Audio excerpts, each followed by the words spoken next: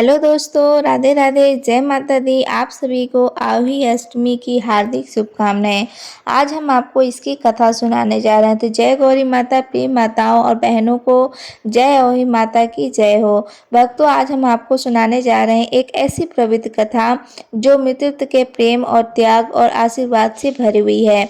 यह कथा है अहोई अष्टमी व्रत की। यह व्रत संतान की लंबी आयु, सुख, समृद्धि और कल्याण के लिए किया जाता है। कहा जाता है कि अहोई माता ने अपने भक्तों की हर अनहोनी को होनी में बदल देती हैं। जिस घर में श्रद्धा और नियम पूर्वक अहोई माता की पूजा होती है, वहाँ सदा सुख, शांति, संतान, सौभाग्य और समृद्धि बनी रहती है। भक्तों, अहोई अष्टमी का अर्थ ही है अनहोनी को होनी में बदलने वाली माता। इसलिए इन्हें माता पार्वती का ही स्वरूप माना गया है। अहोई माता को संतान रक्षक कहा गया है। वह माताओं की गोद में हंसी खुशी भर देती हैं और उनके बच्चों को दीर्घायु, निरोगता और सफलता प्रदान करती हैं। जिस प्रकार करवा चौथ का व्रत पतिव्रता नारी अपने पति की लंबी आयु के लिए करती है, उसी प्रकार अहोई अष्टमी का व्रत माताएं अपने पुत्र और पुत्रियों की दीर्घ आयु और मंगल कल्याण के लिए रखती हैं। यह व्रत कार्तिक मास के कृष्ण पक्ष की अष्टमी तिथि को किया जाता है, जब माताएं उपवास रखकर संध्या के समय अहोई माता का विधिवत पूजा करती हैं। अब आइए भक्तों, सुनते हैं अहोई अष्टमी की पौराणिक कथा। जो इस व्रत को आत्मा और जो भी स्त्री इस पवित्र कथा को सच्चे मन से श्रवण करती है, उसकी संतान की रक्षा स्वयं अहोई माता करती हैं। तो प्रिय बहनों, इसलिए इस कथा को आरंभ करने के बाद इसे अधूरा छोड़कर ना जाएं, अन्यथा इसका पुण्य प्राप्त नहीं होता है। जो भी व्रती स्त्री या प्रारंभ से अंत तक सुनती है, उसकी सभी मनोरथ पूर्ण हो जाते हैं। घर में दरिद्रता का नाश होता है और माता लक्ष्मी का वास स्थायी रूप से होता है। तो आइए श्रद्धा से इस कथा को सुनते हैं। भगवान श्री हरि विष्णु से प्रार्थना करें, वे इस कथा को सुनने वाले हर भक्तों के जीवन में सुख, समृद्धि और मंगल भर दे। भक्तों, आइए कथा प्रारंभ करते हैं। बोली अहोई माता की जय। वह समय पहले की बात है। किसी नगर में एक साहूकार रहता था।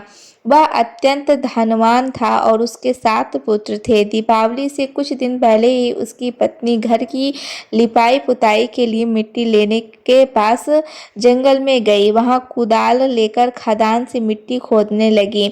उसी स्थान पर एक सिंहासनी से अपने बच्चों के साथ रहती थी। जैसे ही साहूकार की पत्नी ने मिट्टी खोदी तो अनजाने में कुदाल की चोट से उस सिंहानी के एक शवक की मृत्यु हो गई। यह देखकर वह स्त्री बहुत दुखी हुई। उसने हाथ जोड़कर बार बार माता से क्षमा मांगी, किंतु जो हो गया था उसे वह बदल नहीं सकती थी। वह रोती कलपती घर लौटी, परंतु उसके मन में वह गहरा पश्चाताप बना रहा।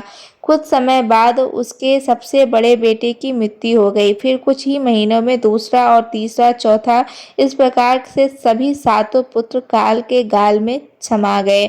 वह स्त्री शोक से व्याकुल होकर दिन रात विलाप करने लगी।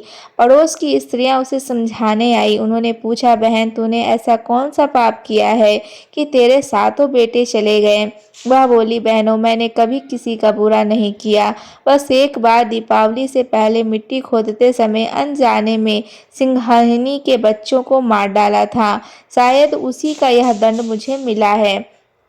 यह सुनकर वृद्ध स्त्रियां बोली, बहन, अब तू चिंता मत कर। कार्तिक कृष्ण अष्टमी के दिन देवी अहोई की पूजा कर। उस सिंहासनी और उसके बच्चों का चित्र बनाकर क्षमा मांग। देवी अहोई अवश्य तेरा पाप क्षमा करेंगी। वह साहूकारनी उस दिन की प्रतीक्षा करने लगी। कार्तिक मास की कृष्ण अष्टमी को उसने उपवास रखा।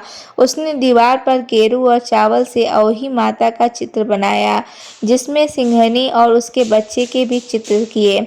उसने विधिवत स्नान किया, पूजा की, दीप जलाया। अहोई माता से कहा, हे माता पार्वती, यदि मैंने अनजाने में कोई अपराध किया हो तो कृपा कर मुझे क्षमा करें। मेरी कोख उजड़ गई है, मुझ पर दया करें। देवी उसकी प्रार्थना सुनकर प्रसन्न हुई और उसे आशीर्वाद दिया, हे सदवी, तेरे पाप धुल गए हैं। अब तुझे 7 पुत्र प्राप्त होंगे। कहते हैं कि अगले वर्ष उसके घर एक सुंदर पुत्र उत्पन्न हुआ और फिर एक एक करके 7 पुत्र लौट आए। तब से यह व्रत पूरे भारत में प्रचलित हो गया।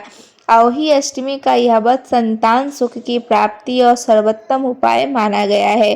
भक्तों, अहोई अष्टमी का महत्व अत्यंत गहरा है। यह व्रत केवल पूजा पाठ नहीं बल्कि माँ की ममता और त्याग और विश्वास का भी प्रतीक है। माता अहोई को प्रसन्न करने से संतान की रक्षा होती है, उन्हें स्वस्थ और दीर्घ आयु समृद्धि प्राप्त होती है। यह व्रत मित्रत एक अमर प्रेम का उत्साह है, जहाँ एक माँ ने अपने बच्चों के कल्याण के लिए पूरा दिन उपवास रखती है और स्वयं भूखी रहकर भी अपने बच्चे की खुशी के लिए भगवान से प्रार्थना करती। अब जानिए इस व्रत की विधि। प्रातः काल स्नान करके संकल्प लिया जाता है कि मैं अहोई माता की पूजा अपने पुत्र पौत्रों और दीर्घायु सुख समृद्धि के लिए करूंगी। इसके बाद घर की दीवार पर गेरू से अहोई माता और सिंघानी और उसके बच्चों का चित्र बनाया जाता है। पूजा के स्थान पर एक चौकी रखकर उस पर जल से भरा कलश रखा जाता है। फिर उसके ऊपर नारियल, वस्त्र और रोली चावल से सजावट की जाती है। सबसे पहले गणेश जी की पूजा की जाती है, क्योंकि बिना विघ्नहर्ता गणेश जी की पूजा अधूरी मानी जाती है। फिर अहोई माता का स्मरण करके दीप जलाया जाता है। माता को आटे या सूजी के पुए, हलवा, गुड़ से बने प्रसाद का भोग लगाया जाता है। संध्या समय में तारों को देखकर जल अर्पण किया जाता है और माता से कहा जाता है, ए अहोई माता, मेरी संतान की रक्षा करें, उन्हें दीर्घायु और सुख दें। फिर इस कथा को सुनी जाती है और हाथ में लिए हुए गेहूं के दाने दुपट्टे में बांध लिए जाते हैं। पूजा के बाद सास या परिवार की बड़ी महिला के चरण स्पर्श कर आशीर्वाद लिया जाता है और फिर उसके बाद व्रत खोला जाता है। इस दिन कुछ नियम का पालन अत्यंत आवश्यक होता है। अहोई अष्टमी के दिन मिट्टी से संबंधित कार्य नहीं करने चाहिए। खुरपी या कुदाल का प्रयोग वर्जित है। काले या नीले वस्त्र पहनना अशुभ माना जाता है। कांसे के बर्तन से अर्घ्य नहीं देना चाहिए। प्याज लहसुन का सेवन निषेध है और रात्रि में सोना भी अनुचित माना गया है। बुजुर्गों का अनादर करने से व्रत का पूर्ण नष्ट हो जाता है। अहोई अष्टमी का यह पर्व केवल एक व्रत नहीं बल्कि माँ के प्रेम और त्याग का जीवित प्रतीक है। यह हमें यह सिखाता है कि एक माँ का आशीर्वाद एक अनहोनी को होनी में बदल सकता है। अहोई माता का नाम स्मरण करने के मात्र से ही संतानों पर आने वाली आपदाएं टल जाती हैं। तो भक्तों, आप जब भी यह व्रत आए तो श्रद्धा से इसे करें। माता की कथा सुने, अपने बच्चों के सिर पर हाथ रखकर उन्हें कहें, अहोई माता, मेरी संतान को लंबी आयु दें, सुख समृद्धि प्रदान करें और जीवन में सदा मंगल बसाए रखें। जय हो अहोई माता, जय हो पाम पार्वती। जय जय जय जय जय जय। छोटी बहू की अहोई अष्टमी की कथा। एक गांव में बुढ़िया माई रहती थी। वह बहुत ही मेहनती और ईमानदार स्त्री थी। वह मिट्टी के सुंदर खिलौने बनाया करती थी और पूरे गांव में बच्चों को खुश करने के लिए उन्हें बेचती थी। उसका एक बेटा सागर था तो और उसकी बहू रूपा थी, जो रोज सुबह उठकर खिलौनों को लेकर बाजार जाती और आवाज लगाती, खिलौने ले लो, सुंदर सुंदर मिट्टी के खिलौने ले लो। तो बच्चों के लिए खास पूरे गांव में लोग उसे जानते थे और बच्चे उसके पास खिलौने लेने दौड़ते थे। लेकिन कई घरों की औरतें कहती थी, अरे बहन, जब भी तुम आती हो तो मेरा बच्चा नए खिलौने लेने की जिद करता है, तुम किसी और मोहल्ले में जाया करो। तो रूपा कहती है, बहन, अगर सब ऐसा कहोगे तो हम खिलौने कहाँ बेचेंगे? बच्चों के लिए हम मेहनत करते हैं, हम सुंदर सुंदर खिलौने बनाते हैं और आप कहती हैं मत बेचो, ऐसे कैसे होगा? अच्छा तो फिर यह घोड़ा मुझे दे दो, पिछली बार हाथी लिया था।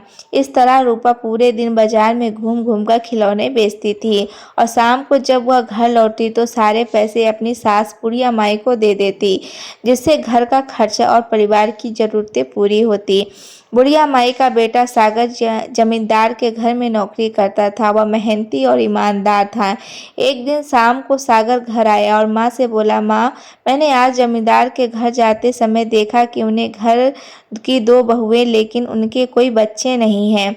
उनकी शादी को कई साल हो गए हैं। बुढ़िया माई ने कहा, बेटा, उनके बच्चे होते हैं लेकिन मर जाते हैं, यह जानकर वे बहुत दुखी रहते होंगे। सागर बोला, हाँ माँ, जमींदार को लगता है कि उसका वंश अब खत्म हो जाएगा।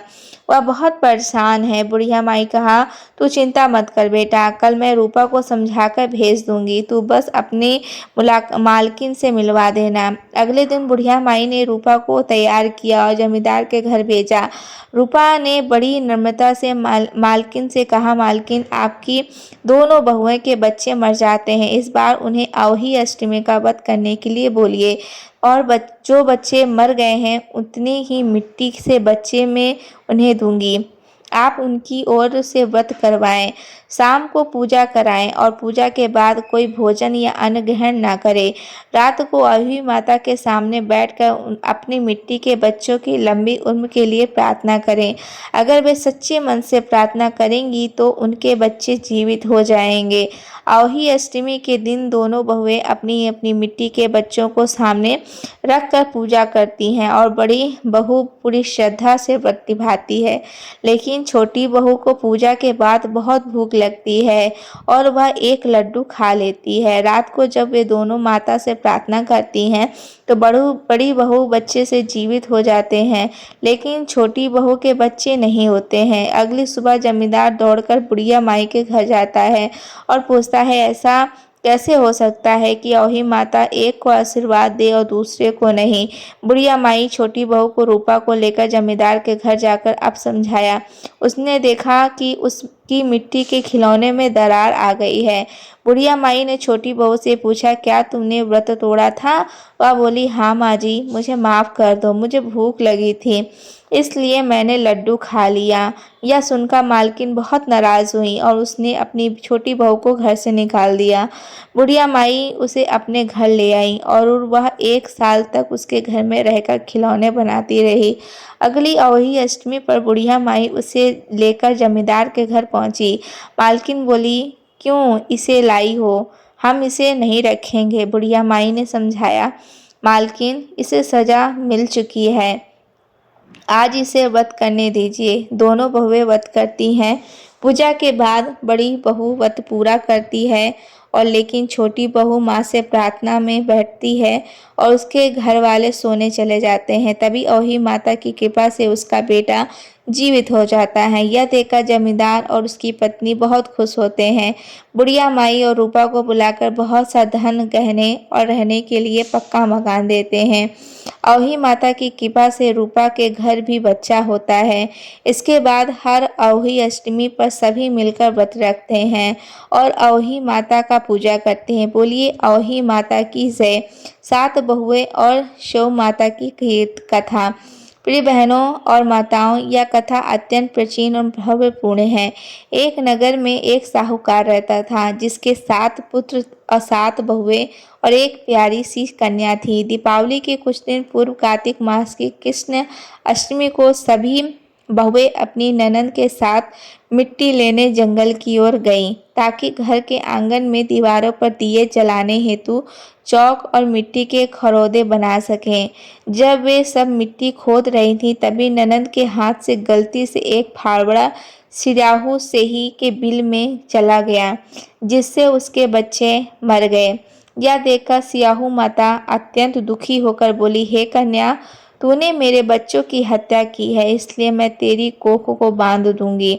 यह सुनकर ननद रोने लगी और अपनी 7 भाभियों से बोली, हे भाभियों, मेरी तो एक ही गलती से यह अनर्थ हो गया। तुम में से कोई मेरी जगह अपनी कोख बंधवा लो।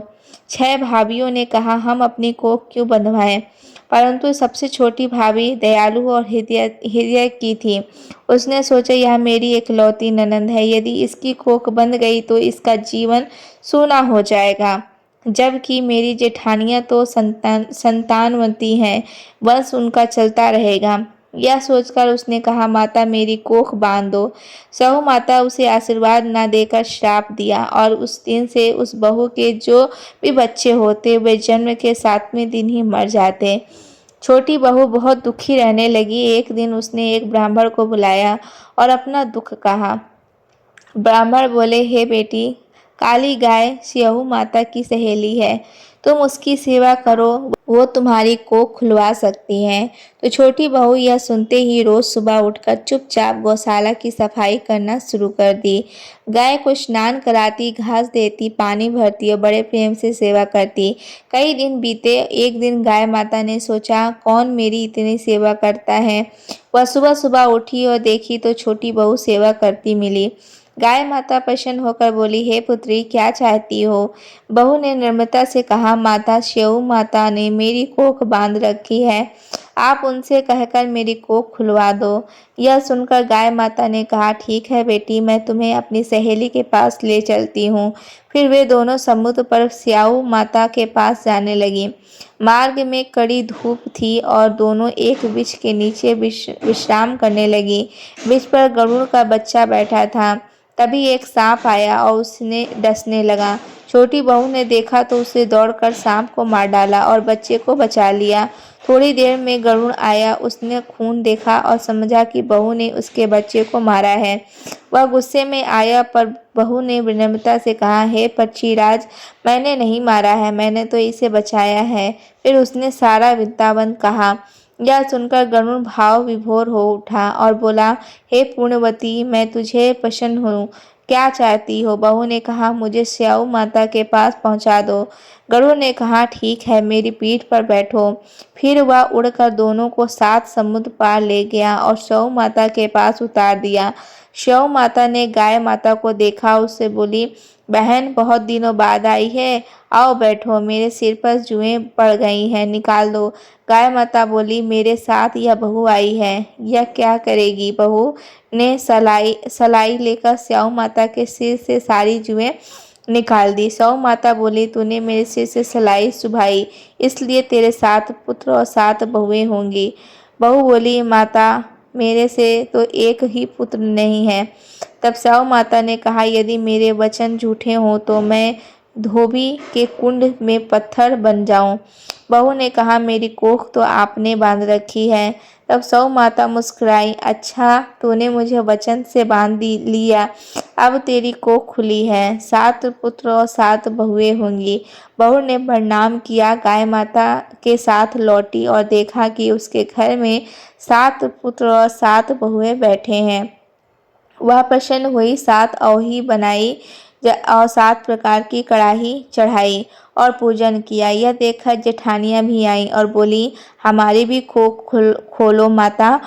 तब सभी ने श्रद्धा से अवही माता की आराधना की और उनके घर में सदा सुख शांति बनी रही और इसी तरीके से हर साल अवही अष्टमी की व्रत करने लगी। बोलिए स्याहू माता की जय। तो ये थी कहानी और कथा जो मैंने आपको सुनाई और जो भी विधि थी वो मैंने बताई। तो आपको ये जानकारी और कथा कैसी लगी, कमेंट सेक्शन में जय अवही माता ज़रूर लिखिएगा। चैनल पर पहली बार विजिट किए होंगे तो चैनल को सब्सक्राइब कर ज़रूर जाइएगा। वीडियो को लाइक कर दीजिएगा। कमेंट सेक्शन में अवही माता ज़रूर लिखिएगा। नेक्स्ट वीडियो पर मिलेंगे नेक्स्ट टॉपिक के साथ में। तब तक के लिए राधे राधे दोस्तों।